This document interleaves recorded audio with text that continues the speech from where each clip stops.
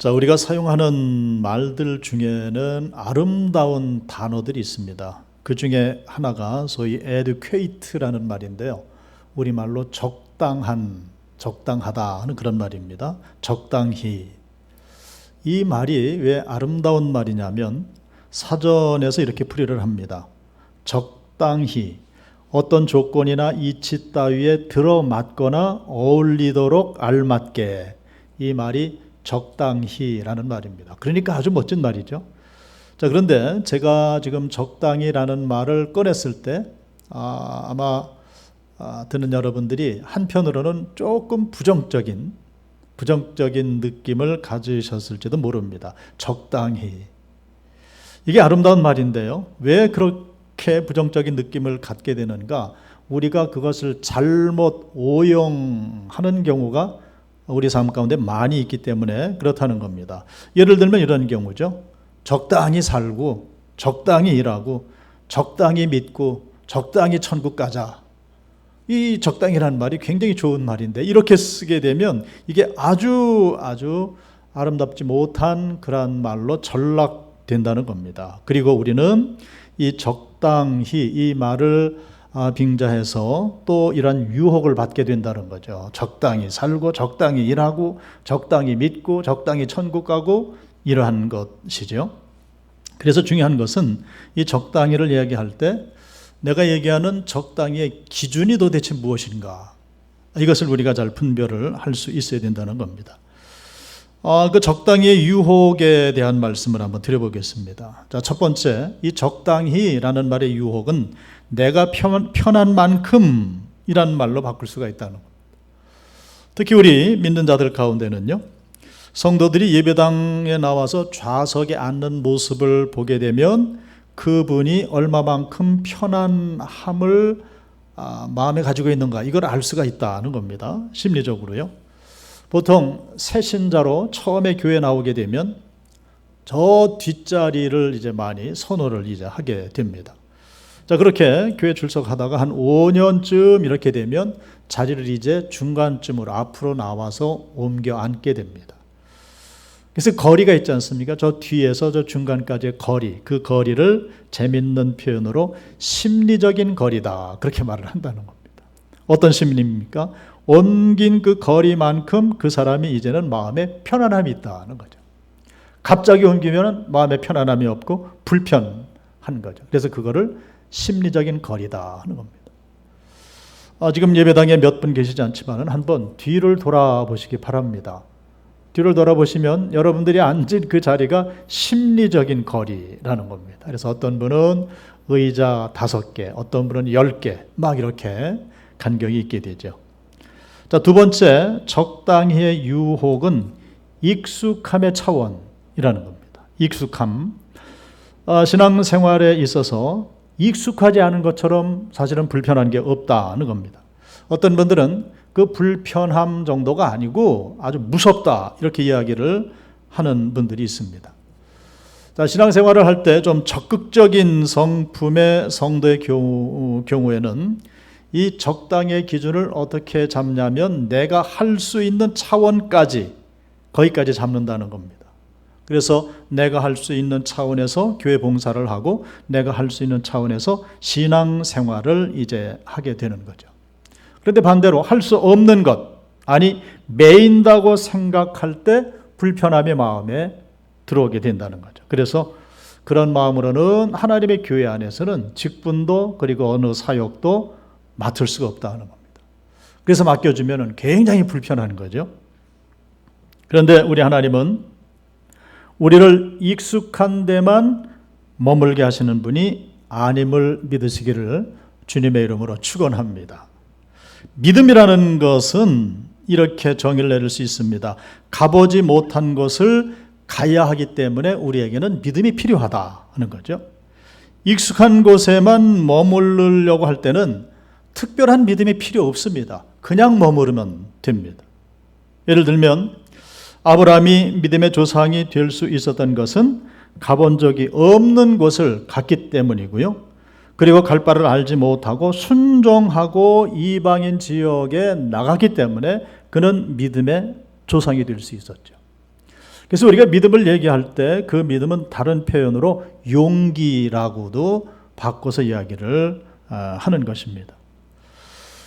자, 저와 여러분들이요, 편하고 익숙한 대로만 신앙생활을 그렇게 하고자 한다면은, 그래서 거기에는 영적인 발전이 전혀 따라오지 않습니다. 우리가 편하고 익숙한 데에만 머물고자 한다면은 우리 신앙생활에 아무런 발전을 기대할 수가 없는 것이죠. 이런 말 합니다. 학생은 나보다 공부를 더 잘하는, 더 열심히 하는 다른 학생들이 있다는 것을 기억해야 한다 하는 거죠. 같은 이치로 성도들은 우리보다, 아니 나보다 신앙생활을 더 잘하고 더 열심히 하는 그러한 성도도 있다라는 사실을 늘 기억을 해야 한다 하는 겁니다. 자, 예수님께서 씨 뿌리는 자의 비유를 말씀을 하시면서요, 4종류의 밭에 대해서 말씀을 하시죠. 그 중에 옥토를 말씀을 하십니다. 좋은 밭이죠. 자, 이 옥토, 좋은 밭의 소중함을 모르는 것은 아니지만은 말씀을 보게 되면 옥토, 좋은 밭보다 옥토가 아닌 밭이 3배나 더 많다는 겁니다. 길바닥 같은 밭, 또 돌짝밭, 가시덤불밭, 3종류가 더 있습니다. 그러니까 3배가 더 많다는 거예요. 그러니 4분의 1밖에 안 되는 옥토가 된다는 것, 이게 얼마나 귀중한 일인가. 자, 그런데 여기서 한 걸음 더 들어가 봐야 됩니다.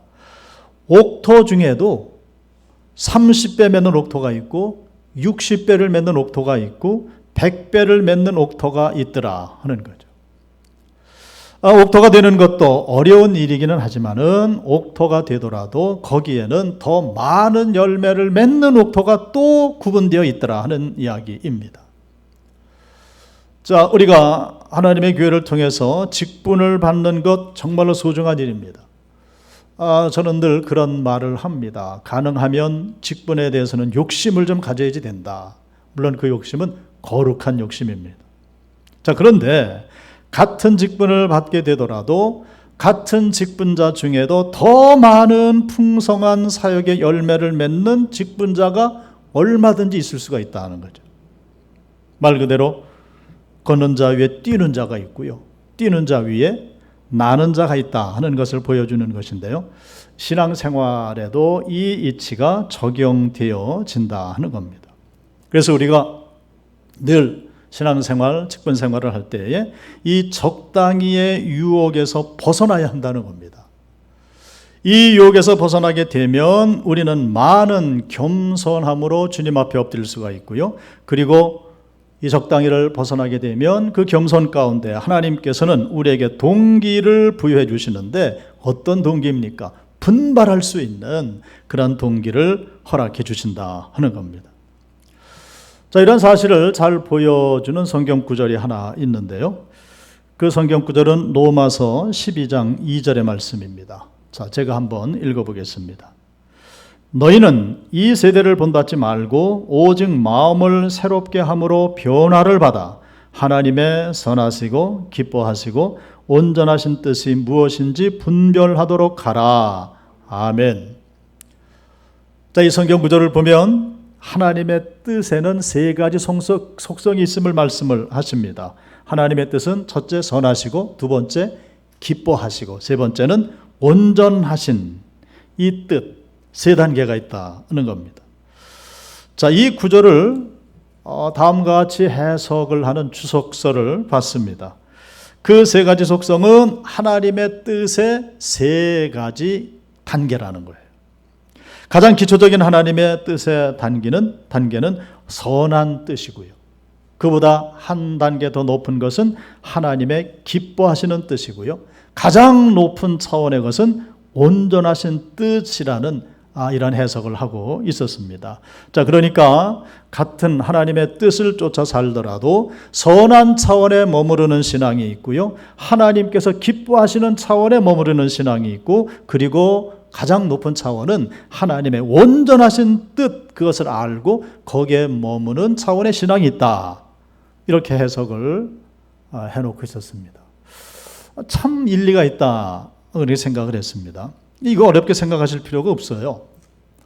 자, 어느 날 말이죠.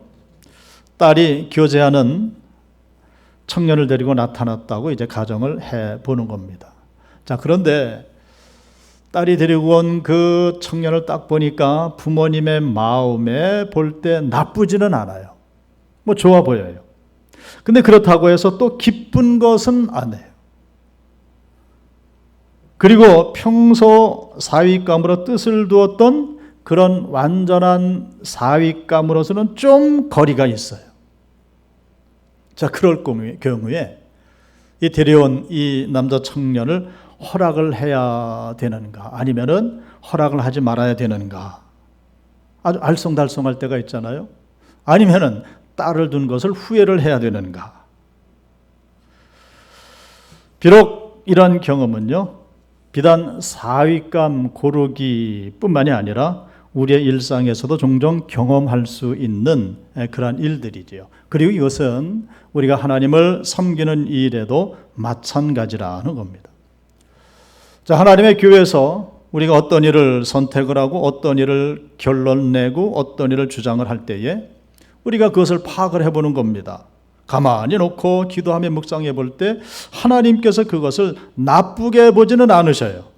그렇다고 반대하시는 것도 아닌데 또 그렇다고 기뻐하시는 것도 아니고 하나님의 온전하신 뜻과는 좀 거리가 있는 그러한 경우들을 우리가 얼마든지 만날 수가 있다는 겁니다. 아마 어떤 분들은 이런 말씀을 드리면 그러는 분도 있을 수 있어요. 아니, 선한 뜻을 이루는 것만 해도 어딥니까? 그것만 해도 어딥니까? 이렇게 말을 할 수가 있지만은, 그러나 그렇게 생각하는 한에는 하나님의 뜻을 아는 그 차원의 제일 바닥이라는 거죠. 첫 번째 단계에 머물러 있는 그런 인생이라는 겁니다. 그것만 경험하다가 그렇게 인생을 끝낼 수도 있다. 그래서 제가 받은 그 주석서 그 말씀을 보면서 참 일리가 있는 해석을 해놨구나, 그렇게 생각을 했습니다. 자, 오늘 본문으로 반 이 로마서는 이 사도 바울이 서바나, 그러니까 오늘날의 스페인과 포르투갈이 있는 이베리아 반도이죠. 거기에 선교차 가려고 하는 도중에 최초로 방문하고 싶은 그 마음을 가지고 로마 교회 교인들에게 써보낸 그 편지입니다. 자, 로마서는 모두 다 16장으로 되어 있습니다. 그런데 마지막 16장은 성도들의 안부를 주고받는 그런 내용으로 되어 있지요. 그래서 로마서의 실질적인 내용은 1장부터 15장까지입니다. 그러니까 15장 33절로 마무리되는 그런 구조입니다. 자, 오늘 본문은 그 마지막 부분에 있는 그런 말씀이죠. 근데 이 말씀을 그냥 쭉 읽어 나가면 평범하게 읽고 넘어갈 수 있는 그런 구절이기도 하지만은, 그런데 조금 깊이 들여다보면 이 말씀이 보통 내용이 아니라 하는 것을 우리가 금방 알 수가 있습니다.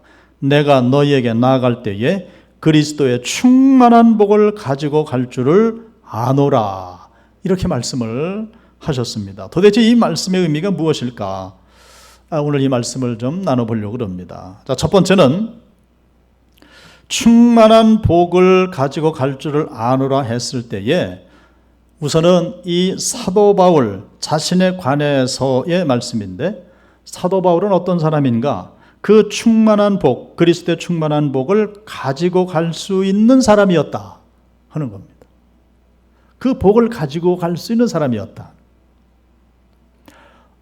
성도 여러분, 사도 바울이 이 말을 감히 했는데 오늘날 우리가 살필진데, 이렇게 내가 그리스도의 충만한 복을 가지고 갈 것이다 라고 이야기를 할 수 있는 사람이 과연 얼마나 될까 하는 그런 묵상을 하게 됩니다.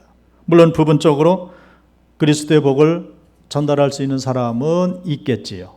그렇지만 그리스도의 충만한 복을 온전히 가지고 갈 수 있는 사람은 우리가 만나보기가 쉽지 않다는 겁니다. 그러니까 이 사도 바울의 고백은 정말로 대단한 고백이라는 거죠. 자, 그렇다면 문제는 이런 생각해 볼 수 있어요. 전달해 주는 사람이 있어야만 이 같은 충만한 복을 받을 수 있다는 이야기인가? 물론 그렇지는 않습니다. 그렇지만 그리스도의 충만한 복을 전달할 수 있는 사람이 우리 곁에 있다고 한다면은 성도 여러분, 우리는 아주 큰 유익함을 얻을 수 있는 그런 사람들이 된다는 겁니다. 성경에는 이러한 이해가 아주 많이 있습니다. 멜기세덱이 복을 빌었기에 아브라함이 복을 받지 않습니까? 또 아브라함의 순종 때문에 그 아들 이삭이 복을 받지 않았습니까? 또 이삭이 축복을 해줬기 때문에 그 아들 야곱이 복을 받지 않았습니까? 그리고 아주 대표적인 경우에 사람이 하나 있는데 요셉입니다. 하나님께서 요셉과 함께 하셨기 때문에 요셉은 어디를 가든지 하나님의 복을 전달할 수가 있었습니다. 그가 보디발 집에서 종살이를 할 때 그 집이 요셉 때문에 복을 받았습니다. 그가 감옥에 갇혔을 때 요셉 때문에 간수장이 복을 받았고요. 그리고 나중에 이 요셉이 바로의 궁정에 들어가니 애굽은 물론이고 중근동 모든 나라들이 구원받는 복을 받더라 하는 겁니다. 할렐루야. 그러니까요, 복을 가지고 가노라, 복을 내가 전달하노라, 이런 사람이 우리 옆에 있다고 한다면은 우리는 참으로 유익함을 얻을 수 있는, 도움을 받을 수 있는 그런 행복한 사람들이 되어야 된다는 겁니다. 만약에 이러한 구도가 없다고 한다면은 예수님께서 제자들에게 복음을 들려서 파송하시면서 이런 말씀을 하실 리가 없죠. 뭐라고 그러셨어요? 너희는 어느 집에 들어가든지 복을 빌라, 평안을 빌라, 이렇게 말씀을 하십니다. 그래서 너희들이 빈 평안이 그 집에 안착되지 않으면 그것이 너희에게로 돌아올 것이다 하는 말씀요. 그리고 우리는 예배를 드리고 예배를 마칠 때는 반드시 축도로 예배를 마친다 하는 겁니다. 이런 것들이죠.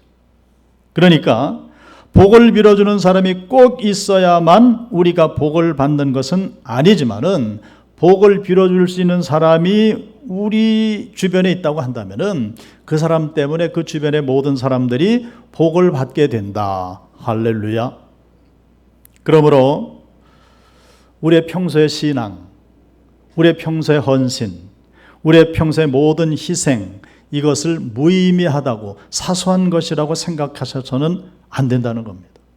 물론 우리가 평소에 신앙생활을 하며 헌신하고 희생하고 충성을 다하는 그 덕목들, 그것을 감당하기가 참으로 쉽지 않습니다. 힘듭니다.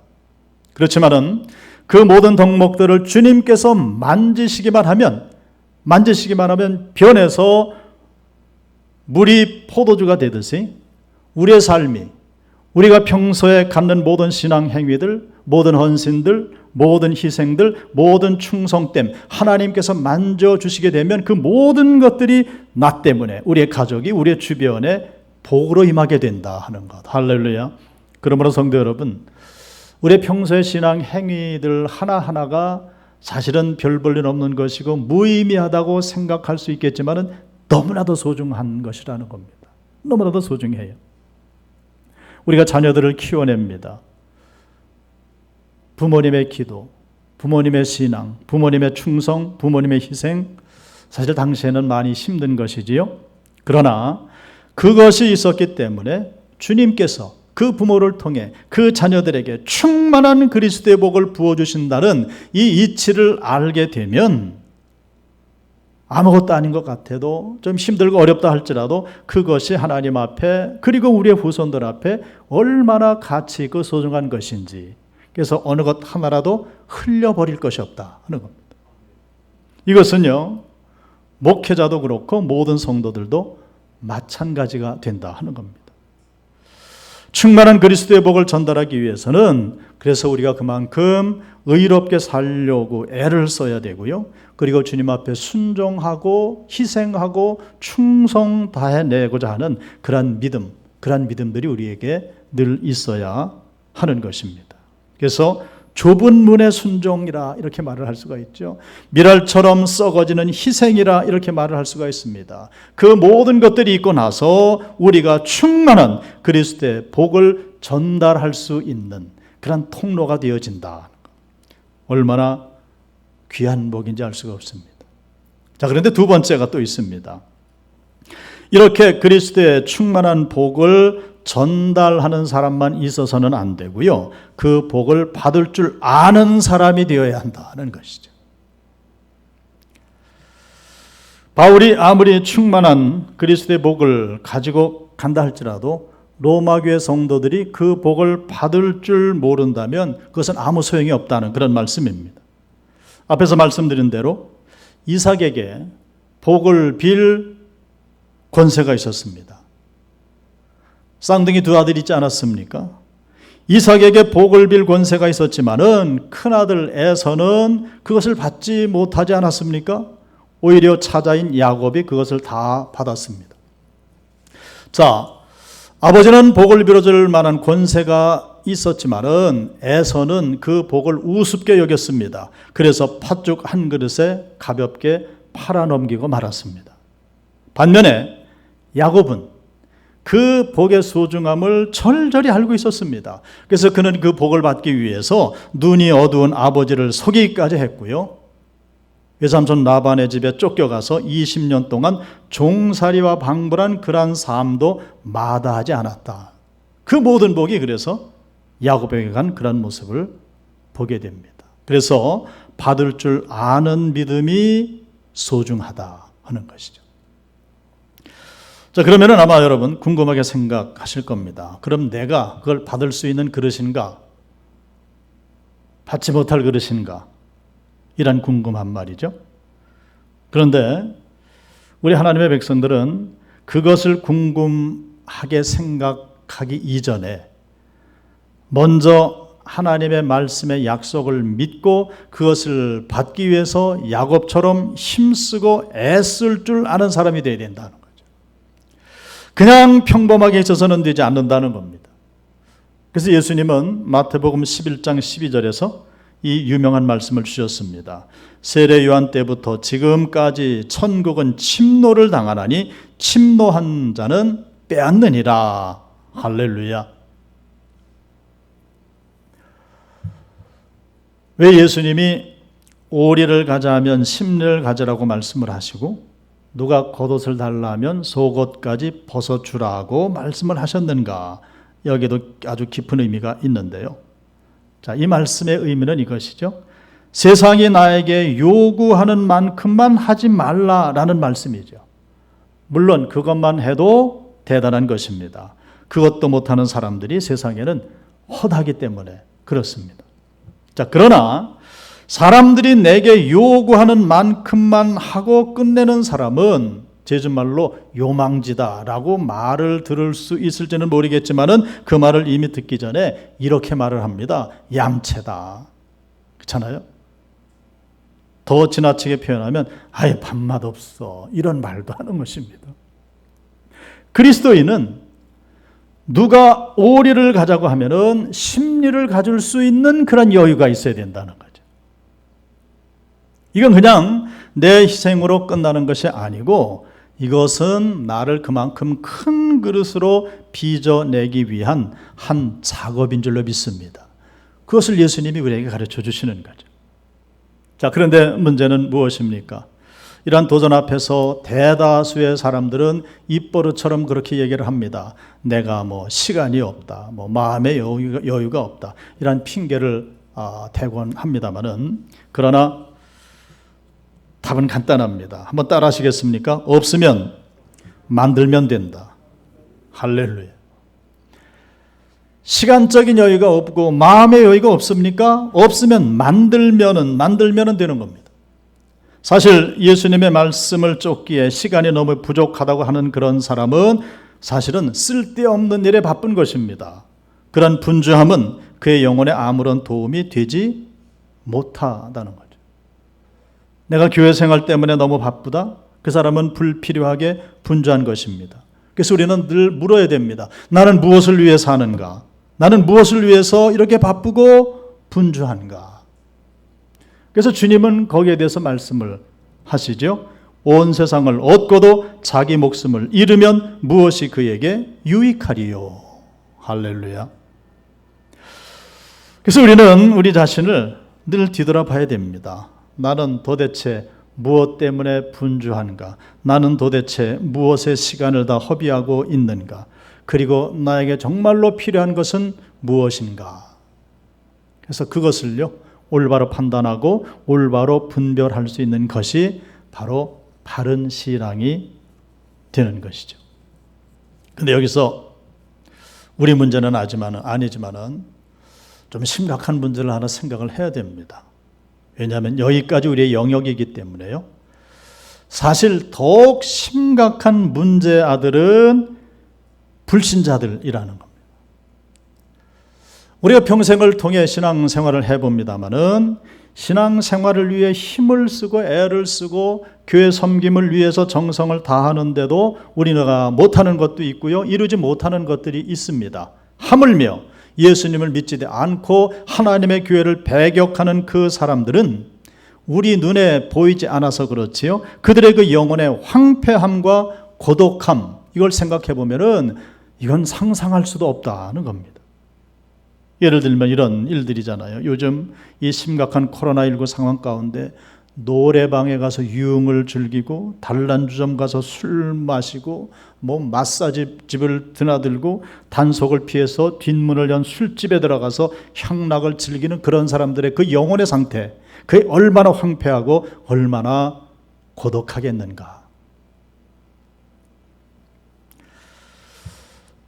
옛날에요, 미국이 막 한참 발전을 하고 잘 나갈 때 그 옆에 있는 나라 캐나다는 지금처럼 그렇게 부유한 나라가 되지 못했습니다.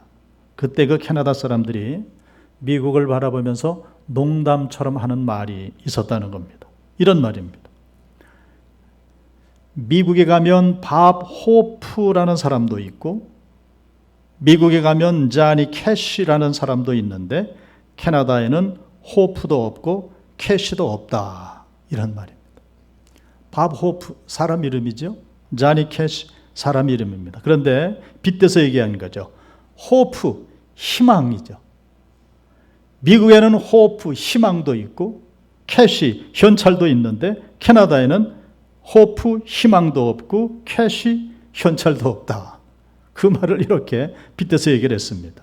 자, 그런데 성도 여러분, 저 여러분들 가운데는 호프 소망도 있고 캐시 현찰도 있고 믿음도 있고 복을 줄 수도 있고 받을 수도 있는 그런 성도가 되시기를 주님의 이름으로 축원합니다.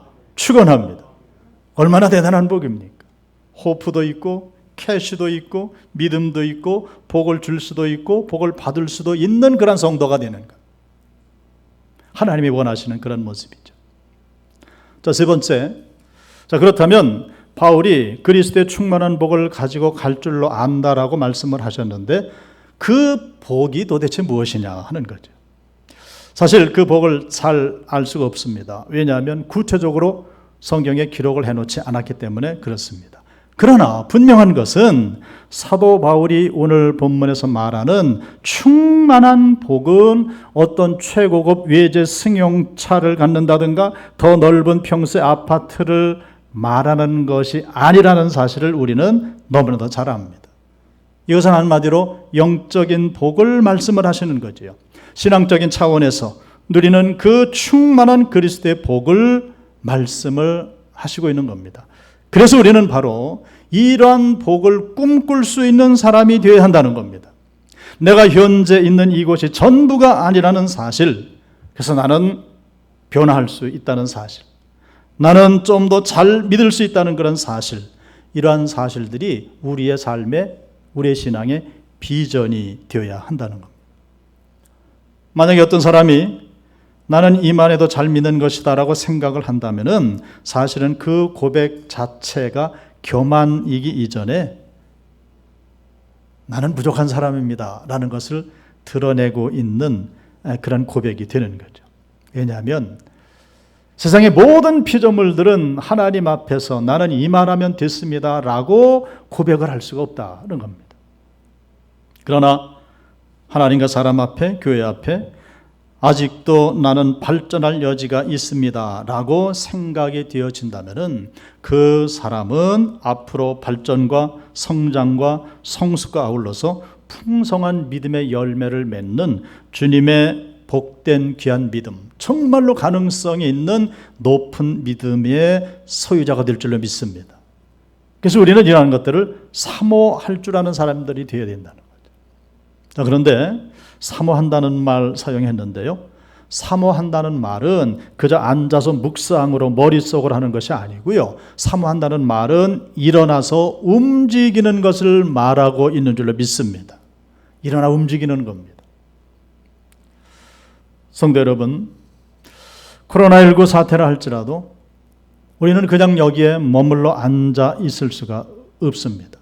만약에 2021년도에도 2020년도와 같이 그냥 거기에 머물려고 하는 것은 현상 유지를 하는 것이 아니고 그것은 퇴보이기 때문에 그렇습니다. 이젠 일어나십시다. 이제 닷새 후면 2021년 새해를 맞게 됩니다. 그래서 이제 이 새해에는 우리가 모든 것을 박차고 있는 자리에서 일어나서 내가 지금까지 편안하다고 생각했던 자리에서 일어나서 비록 불편할지라도 익숙하지 않더라도 가본 곳이 없다 할지라도 내가 이제 믿음으로 순종하며 가겠습니다 하는 그 믿음 가운데 우리 주님께서는 그리스도의 충만한 복을 허락해 주실 줄로 믿습니다. 이 복의 주인공들이 모두 되시기를 주님의 이름으로 축원합니다.